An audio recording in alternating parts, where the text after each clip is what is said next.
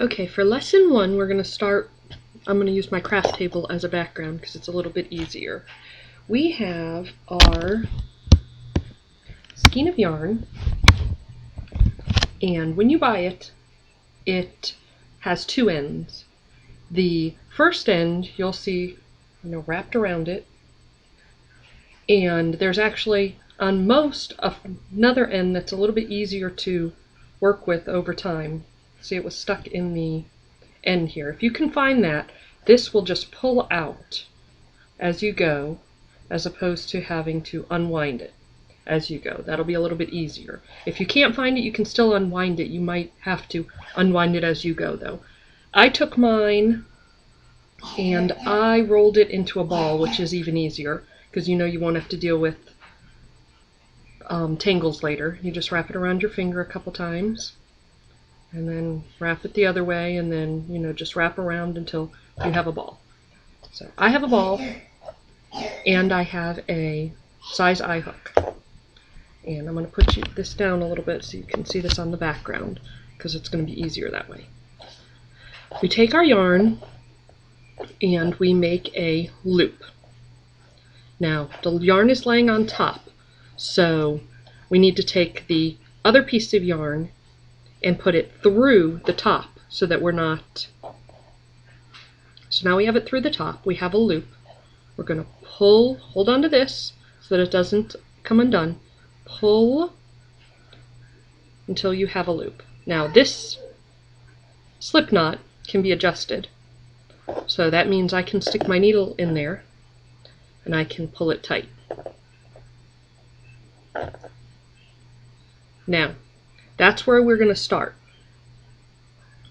Now that we have our knot on there, most people hold the needle different ways. I hold mine almost like a pencil, but I hold it in the middle. Some people hold it further up. Some people hold it like this.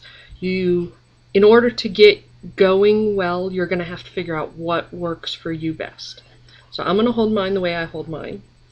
And you just take this piece, this tail piece, and you're going to hold it in your hand so that it doesn't go anywhere. Then you're going to hold the needle or the hook with your other fingers. The long piece that's attached to the ball goes over,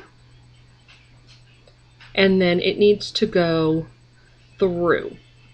So some people, pull this loop. Some people hold on to the bottom and pull the hook. You just have to figure out the way that works best for you. But we're going to just keep pulling, put it over, pull it through the hook. Pull it, put it over, pull it through that loop. And we're going to do that several times. And what I want you to do is to practice this. You can do, 10, 20, 30 of these, and it is going to look like that. Now you see how mine are all the same size, all even, and they're not tight. Now I'm going to show you that this can be, when you're done, if you're ready to try again to see if you can get it uniform, if you just pull the string attached to your ball, it comes right out. And you can be back at your loop. Now I did the loop on the table before to show you because it's easier to see. You can do it without being on the table. You make your loop and then just pull it through. And then put your hook in and pull the tail. Now I'm going to show you, a lot of people when they start out crocheting, they do this very tightly. They pull it through and then they pull to make sure that it's nice and tight. And then they pull. And it's going to make it difficult. You see, it's a lot harder for me to get it through. And it makes much tighter loops. The problem with this is that these loops we're going to have to go back into later. So if I'm trying to go into this, it is very difficult when it's tight. I usually even flip it over. See, there's 2 loops on top. Each of those is a stitch. Underneath each stitch has one loop.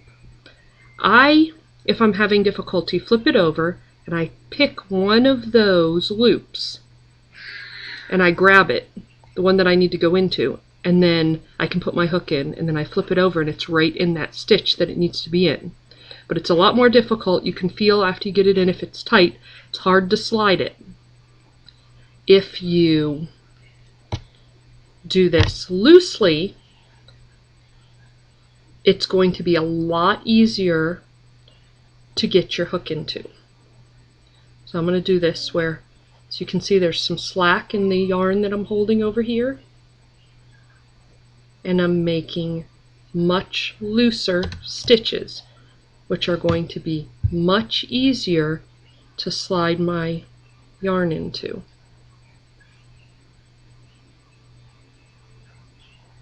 Some people, when they first start out, also make them uneven, which would look like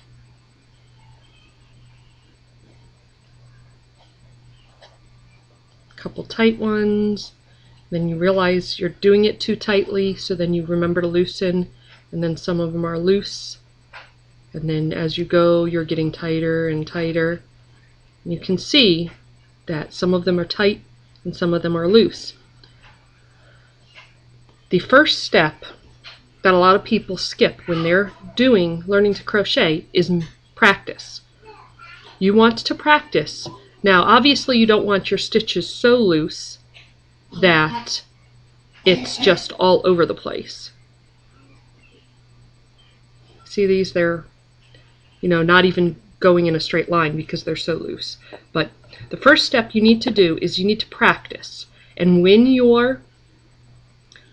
even if you have to do 50, 100, 200, do as many as it takes for you to feel that your stitches are nice and uniform and loose. It doesn't have to be perfect because you're not going to see this part because you're going to go into it and it's going to, cover it up with more stitches.